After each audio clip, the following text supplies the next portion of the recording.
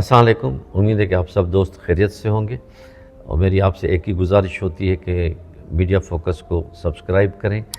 اور لائک کریں اور لوگوں میں شیئر کریں، یہی میری کامیابی ہے۔ کل جس طرح کا میچ پاکستان اور انڈیا کا ہوا، دنیا حیران اور پریشان ہو گئی۔ پاکستان نے اس سے پہلے آسٹریلیا سے تینوں میچیں جیت چکی تھی، اس کے علاوہ بھی مختلف 2 میچز ورلڈ کپ کی بھی جیتی، اور بہت بڑا ایک پبلسٹی ہو چکی تھی پاکستان کی کہ انشاءاللہ پاکستان جیتے گا، بھارت سے ہمارے اسپنر اتنے ہیں، ہمارے اسپنر یہ کر لیں گے وہ کر لیں گے۔ لیکن اسپنر کے ساتھ ساتھ انہوں نے تو تھوڑا بہت اپنا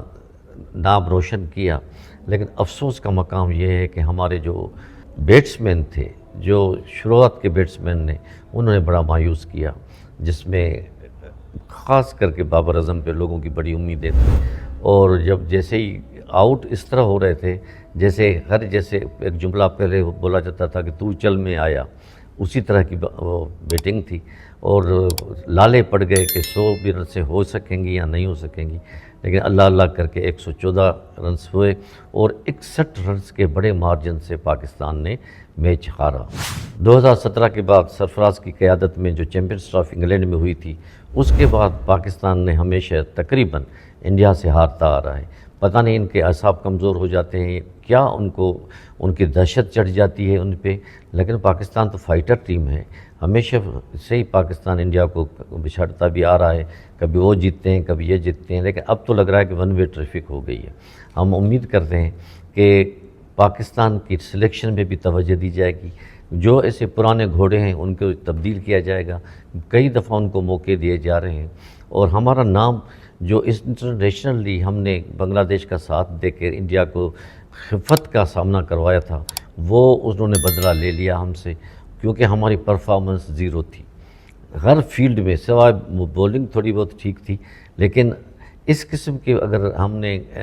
کرکٹ کھیلی تو لوگوں کے الزامات پھر جائز ہوتے جائیں گے۔ کچھ لوگوں کا یہ بھی خیال ہے کہ پاکستان کے کچھ کھلاڑی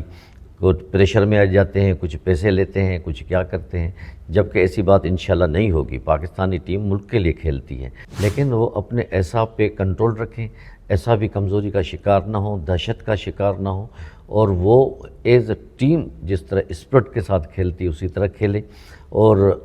انڈیا کو ہرانا کوئی اتنی بڑی بات نہیں ہے، وہ بھی پاکستان کو جو ہرا رہا ہے وہ بھی کوئی پلاننگ کے ساتھ تھا تو ہوگا، ہماری ٹیم بھی پلاننگ کے ساتھ اترے اور لوگوں کے جذبات کو مجروح نہ کرے۔ یا اتنا میڈیا ہائپ کریٹ کر دیتا ہے مختلف چینلز، جو بس جیسے لگتا ہے جیسے ہم جیت گئے ہیں، مطلب ورلڈ کپ سے پہلے ہی ہم جیتے ہوئے ہیں، تو اس کو بھی کم کیا جائے، اور بیٹنگ پہ، ٹیکنکس پہ اور فیلڈنگ پہ ان کے کوچز کا جو رول ہے بہت اہم ہے۔ تو فی الحال تو پورا پاکستان مایوس ہے، ہم امید کرتے ہیں آگے چل کے یہ پاکستان کا نام روشن کریں گے۔